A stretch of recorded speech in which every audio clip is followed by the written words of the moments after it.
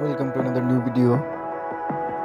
In this video you will see how to fix Roblox not opening. Please follow complete the process.